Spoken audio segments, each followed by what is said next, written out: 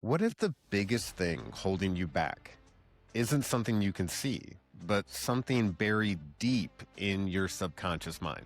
Welcome back to Shit Creek Survivors, where we share real stories of getting stuck up shit creek, the paddles we use to get out, and motivation for those stuck up their own shit creek right now.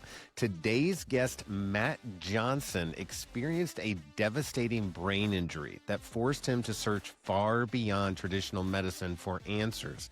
What he discovered along the way was hidden PTSD was playing a major role in his healing. Matt is now a hypnotherapist, NLP coach, and a post-traumatic stress expert who helps people uncover and release deeply rooted emotional trauma stored in the subconscious mind. Don't forget to hit that subscribe button. Let's get into it. All right, everybody, we've got Matt Johnson here for you today. Matt, if you would introduce yourself to us and let us know what you've been through. Hello, I'm Matt Johnson. I am a hypnotist and neuro-linguistic programming coach or NLP. What I've been through is about 10 years ago, I got a severe brain injury. I was out hiking tide pools with my family, and I slipped and landed the back of my head on a slab of solid rock. I hit so hard, my brain rebounded, hit the top of my skull, and I twisted the part here above my eyes, damaged my optic nerve. Brutal pain. If you've ever been zapped by electricity and felt that intense, like pins and needles type feeling, that's what was going on in my head. For the next few years, I was so sensitive to light and sound, I couldn't even be in a room with the lights on. It's just too painful. I had a room I nicknamed my dungeon in my house. I had black hefty bags taped over the windows, self-imposed solitary confinement, basically. And I started out, going the medical route. I had 4 different neurologists. First one tells me, there's nothing I can do for you, then tries to schedule me for a follow-up. And I'm like, all right, if there's nothing you can do for me, why am I going to come back? Right. I didn't say that, but it just didn't make sense to me. But on to the second one, he wound up giving me a pill that, took the edge off the pain. So I'm like, all right, this is progress. Can you give me something to help me sleep? Because I was going through these brutal downward spirals where the pain made it hard to sleep, which made the pain worse, and just, it was not fun. And they didn't want to give me the regular stuff because of, my condition. And so he said, no, there's, really nothing I can give you. So on to neuro number 3. And right away she tells me, oh yeah, let me give you amitriptyline. And it worked. And it's, not the label used for it, but she just happened to know that it worked well for TBI people. Good. I'm beyond grateful to all my doctors. I would not be where I am without them. The only reason I tell that story is how many people would have stopped with that first one. You know what I mean? Mm-hmm. When you are facing something that big, mental, physical, emotional, whatever, you have to decide. Now, the word decision comes from the Latin root de, which means from, and cadere, which means to cut. When you make a true decision, you cut off any other possibility. I did that on like day 2, sitting in that dark dungeon, because I knew that I had to. I had no clue what that journey was going to look like, but I knew it wasn't going to stop. Right. And the second thing you have to do is you've got to find who has your answer.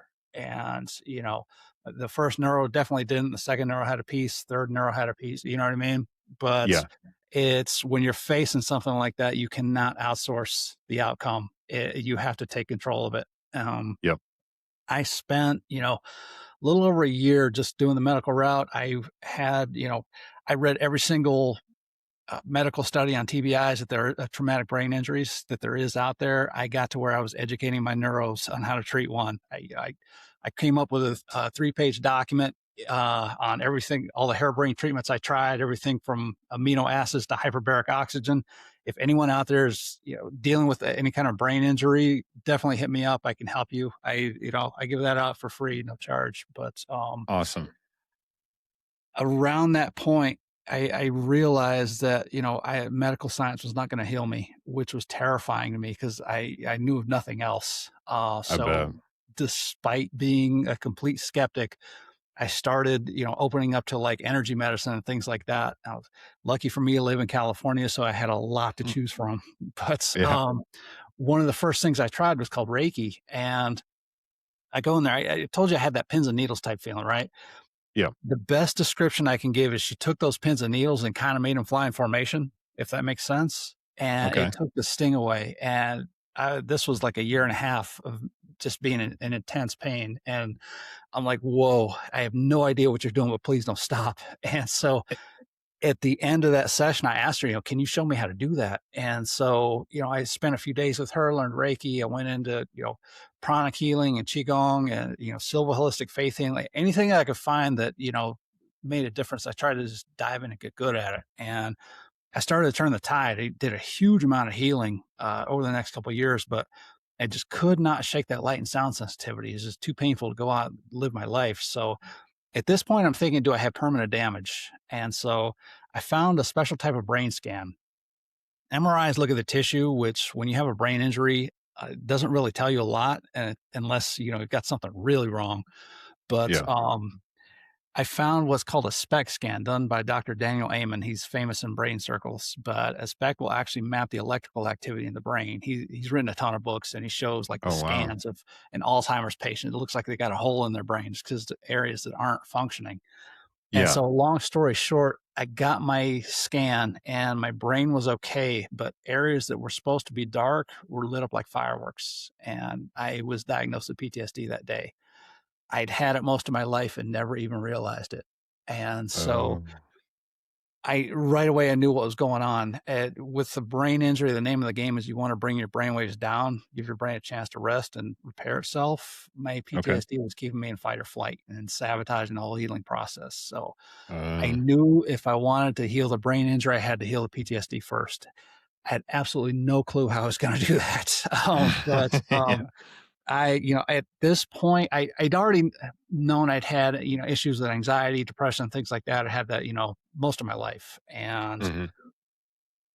I tried, 3 different therapists, tried the meds and all that. And, they're wonderful tools. I don't want to talk bad about them in any way. I just knew they weren't right for me. You know what I mean? Right. I'd Hmm. been down that road and, Yeah. didn't really see a lot of results. So I was lucky though, because I'd been shown the incredible power of hypnosis from my dad. He, smoked a pack a day for over 30 years. And I saw him trying over and over again to quit, pills, patches, gums, you name it. Failed every single time until he got hypnotized. After only one session, he told me he never even craved cigarettes again. I'm like, okay, knowing this, Okay. and I also knew about NLP or neuro linguistic programming from a guy named Tony Robbins. Tony Yeah. famously had a woman who had 152 different personalities. He was actually able to integrate her right there on the spot in about 45 minutes. That's the power of this stuff. Whoa. Not knowing much more than that, I just dove in. I wound up going to NLP school, hypnosis school, and I got quadruple certified. I asked every instructor I had the exact same question: how do you heal PTSD? And they all tried to help me, but none of them really had the answer. So, Hmm. back to the internet and, finding, all right, who does have my answer? And I spent the next 2.5 years just binging every course, every book I could find on both subjects. And gradually I put together a protocol where I was able to heal myself. And about 6 months later, I finally healed a brain injury too. So, Wow. long-winded answer to your question, but that's how I got there. Wow. Well, that's quite a journey. I'm sorry you had to go through it, but wow, that's amazing that you were able to find those You know what's alternative. Yeah. What were you what's about to say? weird is if I hadn't had the brain injury, I probably never would have realized I had PTSD. So I definitely don't want another one, but, in a weird way, Yeah. it wound up being a gift. Wow. That is funny. That is so funny. I actually kind of had the same thing happen. I got shot, but little did I know I still needed to sort something out from like a long, long time ago. And that sort of got popped up when I was going through what I was going through. It's funny how your brain does that. Yeah. Um, what were what was a sign that you did have PTSD, that you were able to kind of isolate it to that? Was there a particular s- I found out from a brain scan, my main symptoms were anxiety and depression before that. Okay. Okay. I had huge doses of both. And, it for me, I just, at the time, it wasn't even a part of my vocabulary. I just thought, that's Right. something soldiers get, right? I never even Right. considered the possibility, but, Yeah. I've since I've found out, since I started digging into it, it is so, prevalent in people, Yeah. First responders are a big one, domestic abuse, child abuse, things like that. Mhm. There's just so many people who are suffering from it. I'm not a doctor, I don't diagnose, but I would Right. say when your response is out of proportion to the stimulus, when Mhm. you're, kind of overreacting to a situation, then, Yeah. that could be a sign. Whew. Man, that was like my life for a while. Like something would come in like on the Richter scale at a 5. And Yes. even as a police officer, you try to match, the energy that's Right. coming back at you and then de-escalate if you can. Yeah. Those skills went out the window after I got shot. I Yes. would respond at a 10 to like a 2, and Yeah. it would just be so intense and like dominant. Like if I was willing to die on that hill over the smallest little thing. And Yeah. and then afterwards I would calm down like 20 minutes later. I'd be like, what was that? Like what just happened? Like why did I lose my mind over that? Like, and then you dip down, you're like, am I broken? Like, am I unfixable? You know what I mean? You're Like not is this broken. Can I explain what's going on? Uh, yeah. your brain is the most incredible computer ever invented, but it has 3 layers. You have your reptile brain, which is, geek speak is called the amygdala. Um, Hmm. it controls, fight or flight. Should I eat it, run from it, mate with it? Its only job is to keep you alive for the next 2 seconds and to pass on your genes. That's all it cares about. Okay. Above that, you have your mammal brain, which for this, think of your dog, understands love, family, the pack, and all that, whereas some reptiles are Yeah. very young. You know what I mean? That's the Yeah. difference Yeah. between Yeah. the 2 brain layers, right? Above Yeah. that, we have our neocortex, which is, your higher order logical thinking and all that. When you're in stress, especially extreme stress, what happens is your body will drain blood from the brain. And so Hmm. that whole neocortex will literally shut down. And guess who's in charge at that point? So whatever happens is, your reptile made a calculation of how to keep you alive over the next 2 seconds, and Yeah. whatever it was, you've dealt. That's what you did. I've dealt with people who like you've been through extreme situations like that, and they'll they did something that looking back doesn't make sense, and they're always like, "What was I thinking?" My answer was, "You Yeah. weren't. Reptile was," and Yeah. whatever calculation it made is what you did. And, it's Yeah. that can be anything from a war zone to asking a pretty girl out on a date and something stupid coming out of your mouth. You know what I mean? That's what's going Yeah. on. Yeah. Yeah, I almost got in trouble with it a couple times. There was one in particular where I was going to pick up my, master's cap and gown, and I guess there was a girls' high school that was attached to the main garage of the university. I did not know this, and I didn't even enter the garage. I just pulled up, and this lady goes, "If you park in there, I'm gonna tow your truck." And then but she kinda came at me, and it just set me off. I was like, Yeah. "Who do you think you are?" And then I Yeah. just started pouring out this just, like, rage to the point where, like, she even Yeah. apologized, walked off. I go back in the store, get my cap and gown, come out, find her again, and go close space, and then at this point, she's like, "I'm done with you." And then I realized, I was like, "What am I doing?" Like, I'm a Right. 6'1", 230-pound man closing space on this, like, 5 foot nothing, like, You came to your whatever. senses, right? And Yeah. yeah, that reptile Yeah. recognized, hey, hostility. I got to meet this. You know what I mean? And Yeah. It that's felt yeah, like that. It yeah, was like, yeah, "No, no, no, no, no." Like, it's almost like, for a long period of time, it feels like you're moving and you wish that you could, like, grab yourself back. yeah, You know what I mean? Like, it's like it yeah, happens so quick. You're like, "Ah, man, I did it again." And you're yeah, like, yeah, "Ah," and then you crash on yourself, and I know yeah. that's what happens to a lot of, individuals, and unfortunately, I think we lose some of them in those moments 'cause, Absolutely.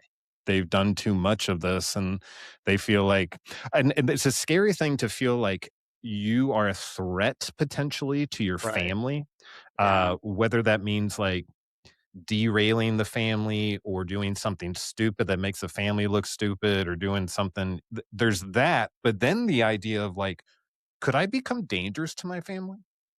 If Yeah. I'm Yeah. if I'm so I'm not responding, I'm reacting, Mhm. and it's Right. quick.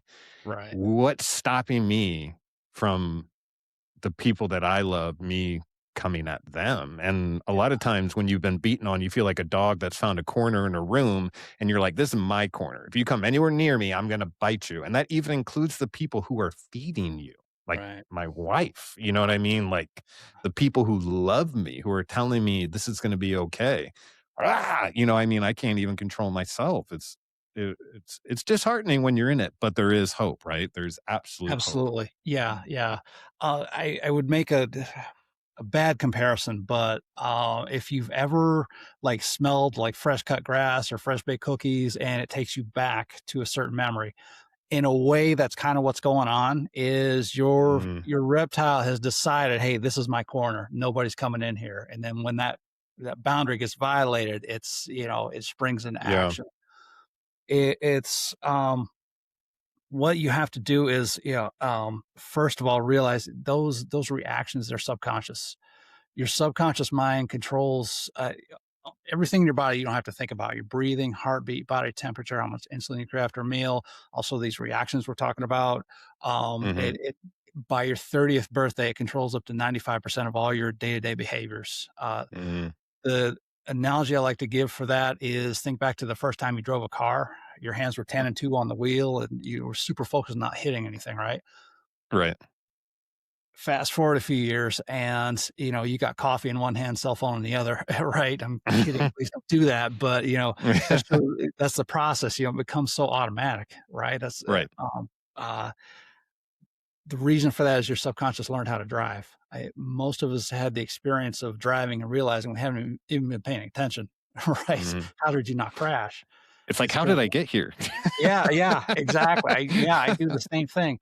Is your subconscious learned how to drive just through repetition, and that's why the process gets easier. That's why an NBA player can put a 9-inch ball through an 18-inch hoop from 40 feet away. It's become automatic. Yeah. Um, awesome process for driving, but bad things can happen when we teach it things we don't want. Negative Mm, emotions, limiting beliefs, bad habits, things like that. When those yeah. get stuck in there, in my experience, it's like I said, therapy did not work well for me. In my particular case, my Yeah. trauma was subconscious, and we were dealing with some, stuff like we were Mhm. talking about here. And so I needed the right tools to go after it. And that's where hypnosis and NLP really shine. They go in and they help you actually rewrite those programs. And your subconscious mind is thousands of times more powerful than the conscious, but it doesn't think. It's a computer. It will run whatever programs are in there, and Okay. it, uh, the way most of us got programmed was from 0 to 7. We have what's called the imprinting phase in humans, which your brain was taking in huge amounts of data, but you haven't developed what's called a critical faculty, which means you couldn't judge anything that was coming in. And Mm, so at the end of that, period, the building blocks for your personality are pretty much there. And you've picked up, for a lot of us, a lot of crap. And so that's when, later on that stuff tends to surface in life. And yeah. but I know I've rambled on a lot about this, No, but you it's a haven't. It huge it it topic. is. It's yeah. It is hitting. I tell you what. And let's not deviate from your paddles because Okay. you're just about to talk about the hypnotism. Could you, for a person like me, just like in layman's term, maybe explain what that process is or how I would even like get involved in it? Like who would it, or how you did? However you want to explain it. First thing I like to tell people about hypnotists is you never lose the ability to accept or reject any suggestion given. That ability is there with you no matter how deep you go. You always have your wits about you. You're always in touch with your values. I would argue more so because we've gotten your crap out of the way. Hmm. Most people are introduced to hypnosis through the guy at the fair who's dragging people on stage and having them do crazy stuff. I can't make Yeah. you cluck like a chicken or anything like that. If you didn't want Good. to. If you Good. watch those guys, they'll bring people up and put them under, and they're looking for suggestibility, depth of trance, like any hypnotist would. But they're also being very playful with them, and they're seeing who plays back. He's looking for Yeah. who wants to entertain that audience. Those people are totally in control of what they're doing. As far as what the process is like, have you ever had a movie that's got you emotional? Got you feeling empowered or inspired, or maybe even made you cry. Yeah. Right. So think about what specifically got got to your emotions? Was it, the popcorn, the fact that it was freezing in the theater?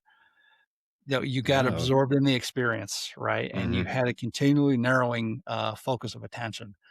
That combined with the alpha brainwave state, which Hollywood is really good at putting people in, are the definition of a hypnotic trance. The Really? hypnotizes you. Yes, TV does it too. If you want an eye-opening experience, try listening to a sitcom from the next room. You will hear there's a very specific cadence to the laugh track because they know exactly how long they have before they got to rehook you in. But Really? yeah, but if you've ever been driving and kind of zoned out, that's called road hypnosis. We're Yeah. actually going in and out of hypnotic states all day, every day, but we just don't realize it. It's most of them are really shadow. But what I do with people, it's that exact same mechanism is, when you're zoned out in the movie or on the road, it's just we take it to a much deeper level and we get your Mhm. brain. I talked about the imprinting phase. During that phase, you're in what's called an alpha brainwave state for most of the time. We get you back to that, and so that's part of why hypnosis is so effective is because we're getting you back to that brainwave state you were in when you picked up your crap, if that makes Mm. sense, right? Yeah. Yeah. And so it's uh, there's really there. I mean, it's a very fascinating topic, but there's not really a lot of mystery about it. Once you start Yeah. to dig into it, it makes a lot of sense. Just it's just understanding the subconscious and how it works, and Yeah. how to go in and make the changes you want. Wow. Man, I tell you what, like, you think when you, like, graduate high school, you're like, "I'm a grown up, I know most things," and then, like, you Yeah, find not out, quite. like, Yeah, you, like, I remember find that out, you're like, thought. Yeah, yeah, you're like, even after college, you're like, "Oh, I got this," or you do something else or another accreditation, you're like, "I got it now." But there's never a moment where, like, you get no, this full on blessing, you've learned everything, now you're an adult. It's like this continuous process of, yeah, "Oh, there's more," and for a yeah, while, it annoyed me, and then I was just like, "Oh, I just have to come to the realization that I will never know more than I don't know." You right. know, like, Yeah, absolutely. The more you it's learn, the more you realize how little you know.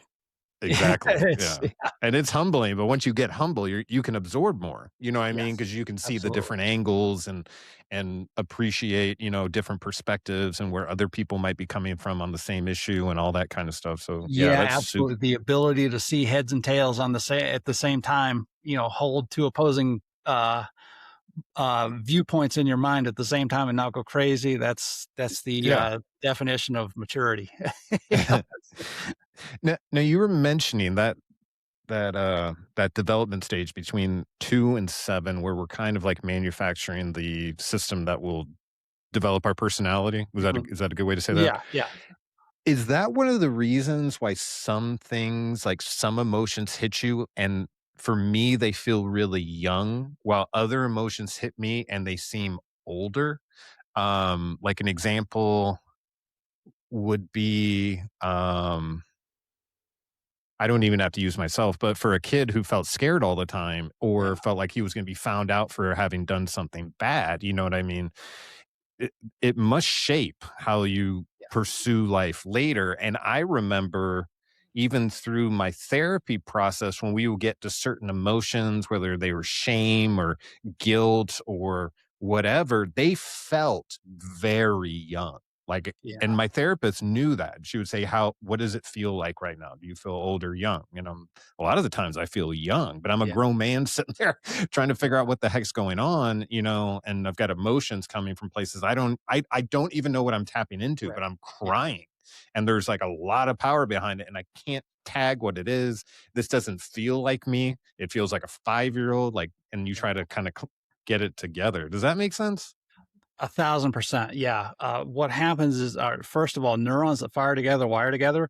So when you have a thought or an emotion, something like that, the more often you have it, those neurons will physically wire to make it easier to have the next time. That's how habits can form. And so, Wow. some of us have a super highway into a, emotion, negative or positive, but a lot of that stuff was formed, when we were young, and that's it's one of those building blocks of the personality, like I was talking about. It's But yeah, it is a physical wiring that happens.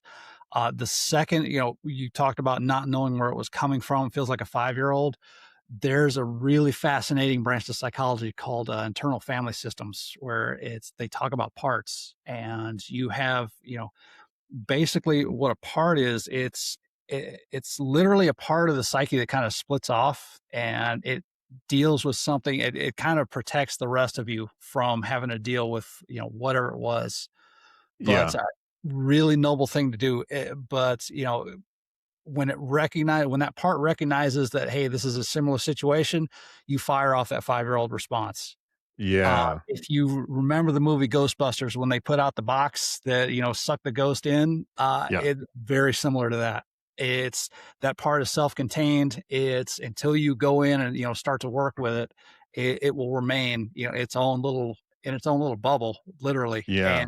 And, it's, again, It doesn't it's going mature. right, It right. No, it'll stay 5 years old forever, until you yeah. go in and do the work with it. But, yeah, and it will continue to have those 5-year-old responses. It has a 5-year-old toolkit, and Yeah. it use whatever it's responding to when it sees something similar that, could happen or is happening, it's gonna fire off those same responses. That's why it feels like it's coming from somebody else.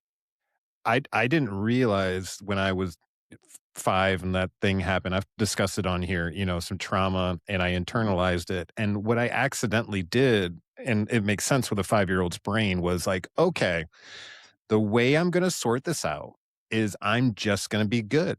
And if I'm Yeah, good for the rest of my life, maybe I'll earn enough points to get me into heaven. Now, I did that as 5 years old. That was not something that went through my head my whole life. But when I got shot, the first thing in my mind was, I haven't loved enough people to get to heaven. And I thought at first that was like a noble thing to say. You know what I mean? Like, oh, that's noble. You know what I mean? You're dying, you're wishing you would help more people. That's one thing. But it ended up being my that young self in that moment popping up and being like, it, we didn't achieve what we needed to achieve to get to heaven.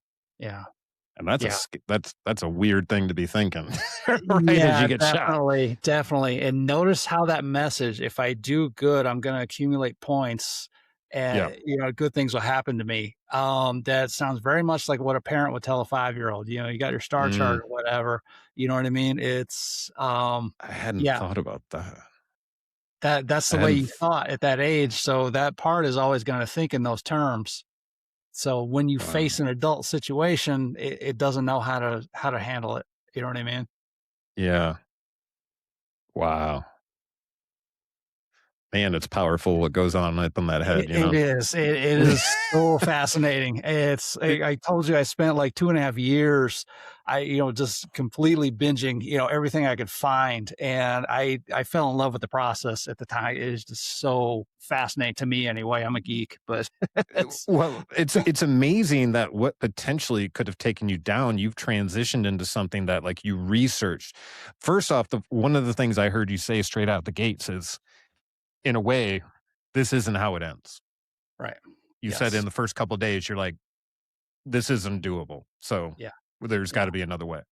And that is a huge moment, I mean, that's a switch moment when there's 2 roads Definitely. and you're like, "I have to charge down that road if there's any hope," and you went down that road. So that's a huge moment, but, I mean, to continue researching, I mean, you said you spent 2 years super sensitive to light and sound? Yeah. I mean, that Yeah. would drive anyone insane. I mean, that's crazy. I don't think most people could do that for a day. You know what It I mean? Like, Yeah, yeah. That, it definitely was not easy. Solitary confinement can, definitely, uh, can mess with your head. Um, yeah, I just, I'd seen, my dad had a similar dark night of the soul, but he got in a bad accident, wasn't able to work. I saw him, he lost his identity through that. He wasn't able to provide anymore. His yeah, body was just shattered. And I watched him kinda go, spiral downward from there, you know what I mean? yeah, So I knew I couldn't go down that route. I had to keep my mind positive. So I just had to keep it on, where I was going. And Hmm. I don't know how, spiritual or woo woo you are, but if you've ever seen that movie, The Secret, where the guy crashes his airplane and all he can do is blink. And he's sitting there, they're going letter by letter and he's blinking when they get to the right one. That's how he spells out a word. And he tells them, I'm going to walk out of here. And they're like, yeah, you're going to be a vegetable the rest of your life. He walked out of there and Nice. he started, breathing hard and then, gradually got control of his body just one piece at a time. But that story really impacted me. It's like, all right, I got to do that. It Awesome. made my Awesome. journey look, like nothing. But Awesome. yeah, it's the mind is incredibly powerful. We've all heard about placebo effect, and it's been shown to have up to a 70% cure rate in clinical drug trials. Just the belief that they're getting, something that's going to help them, a lot of times it's stronger than the drug they're testing. And Right. once again, the power of the subconscious mind, it controls everything that's going on in your body. And, that power So can be negative and work against you, or you can harness it and, use it to your advantage.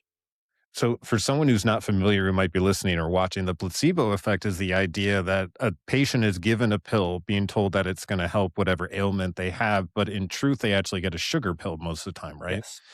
Yes. And what happens is your mind is so strong that it believes it got what it needed to actually do the healing or whatever it is, and it actually happens without Yes. an actual medicine being introduced to the system or whatever it may be, which is amazing. You know what I mean? Like, Yeah. and I'm sure it's happened to a lot of people where they've ended up doing something like, oh, this medicine is awesome. And they're like, guess what? You just took sugar.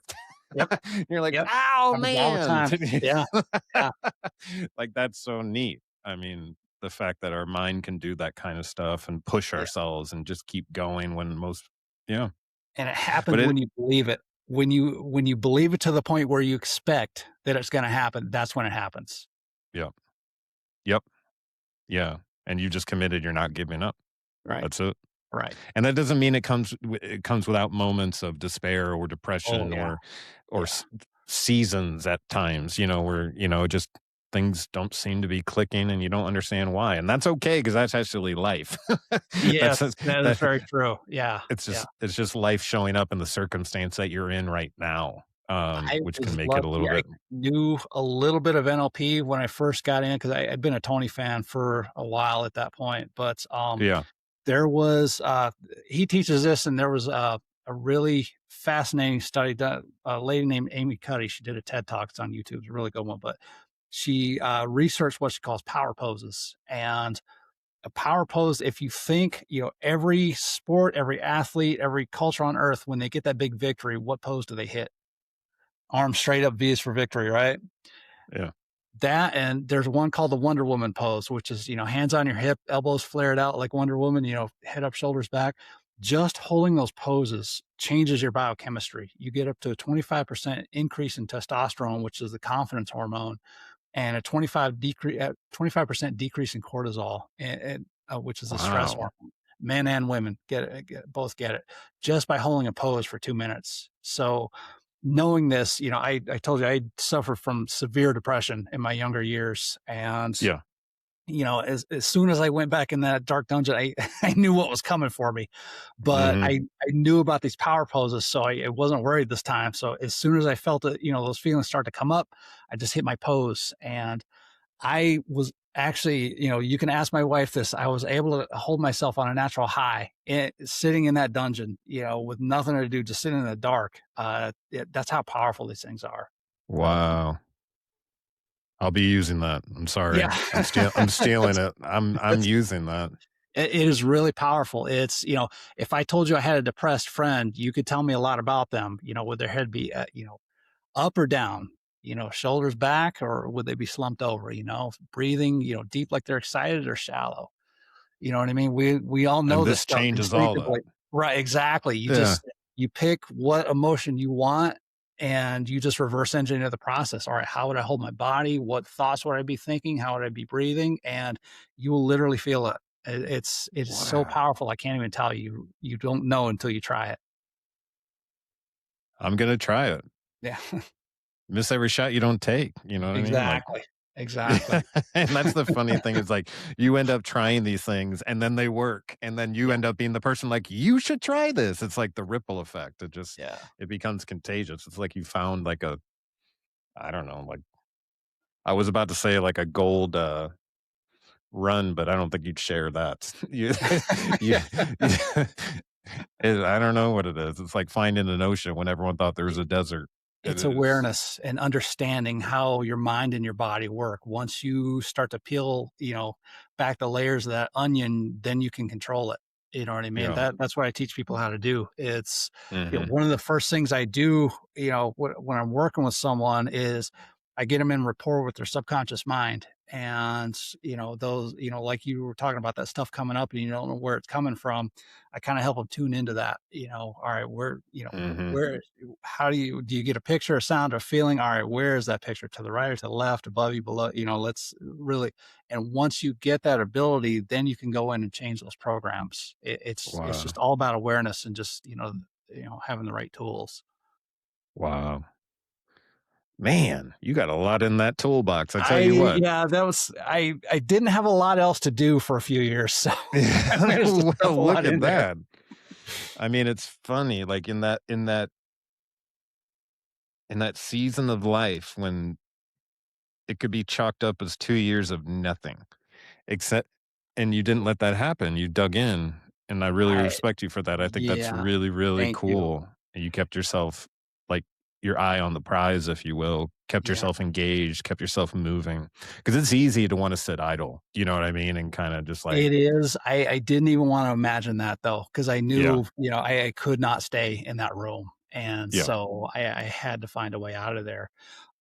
There's a guy named Jim Rohn, one of the OGs in the personal development world. He had a famous quote, said, "Don't choose goals for what they'll do for you, choose goals for who they'll force you to become." uh, And that really resonates a lot with me because going through something like that, I had to become, so much more than what I was, yeah. and just to be able to make it out. Yeah, I've even heard the quote, there's the person that you see in the future, and then there's you now. Mhm. Someone has to die, you have to Yeah, choose you have to true. choose one of them. Which one lives, which one dies, and then Yeah, yeah, in order to become the new version of you, the old version of you has to die, yeah, which is, a big statement, but it does make sense, you can't have your foot in both pools of water, you gotta pick. absolutely. And Have for to some decide. reason, there's comfort sometimes in the victimhood, in the Yeah, sulking, in whatever, and I found myself there a while until I knew that nothing was gonna change until I changed, right. you got there in 2 days. It took me a bit, No, but I but definitely have my forays into it. Yeah. yeah, I had to, took me a while to pick up my sword, but, Yeah. as long as you get there, you get there. Yeah. You just have to look at, what's my alternative? You know what I mean? Do I want Yeah, to, do I want the rest of my life to be like this, or do I want to just, bite the bullet now and go ahead and, right. reverse engineer? I tell people, you only get so many trips around the sun, and what do you Mhm. want that, those to look like? Yeah, And so if you imagine yourself at 100 years old sitting in your rocking chair, just looking back at your life, what do you want to be looking back at? And then just reverse engineer from there. What do I have to yeah, do today, this week, this month, this year in order to start making that happen? yeah. Well said. Well Thank said. you. And you're also making your own choices instead of following a plan that someone else gave you. Yes. So that's Yes. another thing. Like for a long time we run on this plan that like we've been told what to do, we do this, and then we do this, and we do this, and then we'll be happy and blah blah blah blah blah. No. But people like you Doesn't work like find that. out, yeah, you find out early, from whatever, oh shoot, I've got to go through something and this is gonna take another version of myself to get there to become Right. this person. And once I become that person, I may not be part of this world that I live in now. You know what I Yeah, mean? that is really common too, because when you level up, you will lose people who don't want to level up with you. You know what I Yeah. mean? And Yep. that's really hard sometimes. Mhm. That can be a spouse or a family member, something like that. You know what I mean? And Yep. you're not being disloyal to them by leveling up. What's happening is they had their own dreams that good chance they've given up on. You know what I Mhm. mean? And you leveling up to live yours is kind of a reminder to them that they haven't done the same. And so Right. that's where the pettiness and the sniping and things like that come in. And Hmm. you have a choice. You can keep yourself small for them, or you can be true to yourself. The emptiness that comes from keeping yourself small is, to me, it's unbearable. I couldn't even imagine it. You know what I mean? Right. And for Yeah. someone to ask me, to live that way, to feel Right. that's not being loving to me. You know what I mean? Right. And so Yeah. I look at it in that frame, and it makes it easier. Yeah. Yeah. If you love someone, you want the best for them. Yes, absolutely. Yeah. And for them to soar. Yeah. Totally get it. And it's funny too that like the people you know from before don't understand where you're going and they can't Right. see it, you know? Right. And sometimes I'll even admit for myself that would hurt my feelings sometimes, but now I understand like it wasn't their journey. Like Right. they didn't have the capacity to see it or the motivations behind it or anything like that. And it's funny, you end up being in the dark for a long period of time, but in the dark is when you run into people like you, Matt, who've been through the journey as well or are going through the journey. And then you kind of like your boats collide. You're like, oh, I'm in the dark too. Hope you're Yeah. doing well, you know, and Yeah. then just keep uh, keep moving in the direction. Elizabeth Taylor, the famous actress, she had, I think, 8 husbands, something like that. But I think I'm probably butchering the numbers here, but like number 6 or 7, something like that, was a trucker. And why would Elizabeth Taylor, this famous, probably got Oscars like crazy. I don't know. I don't really know her career, but Big I deal. know of her. But why would she marry a trucker? It's because they were in rehab together. And so for that brief period of time, they Oh. had a whole lot in common, right? And then Mm. they get out of that and that phase, and all of a sudden she's this big famous Hollywood actress again, and he's a trucker. And so Uh, all of a sudden that it was proximity and just yeah. being at a similar stage, right? That Mm. led to that Yeah. connect.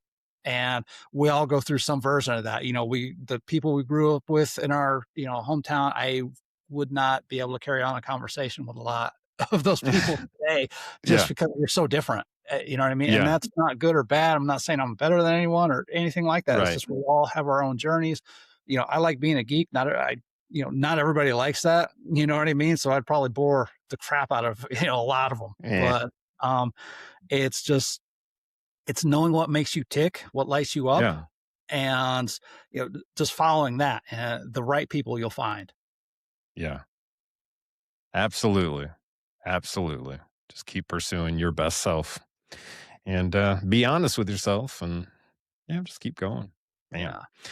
Easy to say, hard to do. Super Yeah, complicated. nobody knows that except you. I've had people tell my kids, "Oh, you should be this or that." I correct them. I was like, "No, nobody can choose because Yeah. I've told both my kids, whatever path you take, you're the one that's got to get up on Monday morning." And I think it's like Mhm. 40% of all heart attacks happen on Monday morning. Yeah. One day out of seven, a part of a day out Yeah. of seven, and why do you think that is? It's Yeah. people who are on the wrong path, and they're like, "Oh God, I can't stand another day of this." Yeah. Yeah. Yeah, for sure. All right. Well, it has been an absolute pleasure. What would you say as a last thing? What would you say to a person who might be feeling hopeless, who might be stuck in their own shit creek right now and isn't sure either what to do or either if they want to keep going? What would you say to that person? Don't stop. You you have to keep going. You just have to grab your paddle and start paddling. And like me going to that first neuro, that didn't work. And so I found another paddle, and that one did, and another paddle found me, a little bit closer. You're kind of, like a sculpture. You're just chiseling away at, Yeah. the person you want to become or the life you want, or whatever that is. But you have to find your own journey. And there are a lot of people who will have opinions about your journey, but they're not you. Mm, And again, you've got to be the puppet master of all of it, whether it's health related or just life related, whatever. Only yep. you know what makes you tick. Only you know what kind of life you want to live. And it's, you know, just get really clear in your mind and decide. And Hmm. once you cut off any other possibility, then the road does open up. It's, you won't, if I could jump into a brief story. Go for it. Yeah. There was a fascinating study. They took two groups of people. One group reported being very lucky, and the other group reported being very unlucky. One by one, they took them to a restaurant and they put a $20 bill on the floor in front of them. Without exception, the lucky people all spotted the 20. And Mm. also, without exception, the unlucky people all missed it. They just filtered it right out because of the belief that unlucky people don't find $20 bills laying around. What you have going on in your head affects what you even see. So you want to keep, your mind on where you're going, and whatever that is, you got to keep it there. And the way will open up to you. Your brain, if have you ever driven a car and all of a sudden you start seeing that car everywhere? Yeah. Yeah. Right. It's, did everyone go out and buy that car just so they could be cool like you? No, what Yeah. happened was you gave your brain an emotional experience. It's buying that car, test driving, it's pretty cool. And so your subconscious says, oh, hey, this is important. I got to show them more of this. And what happens is your five senses taking in is like 11 million bits of information a second, but your conscious mind can only handle, a few hundred. And so the rest of it just gets filtered right out. It's called your reticular activation system.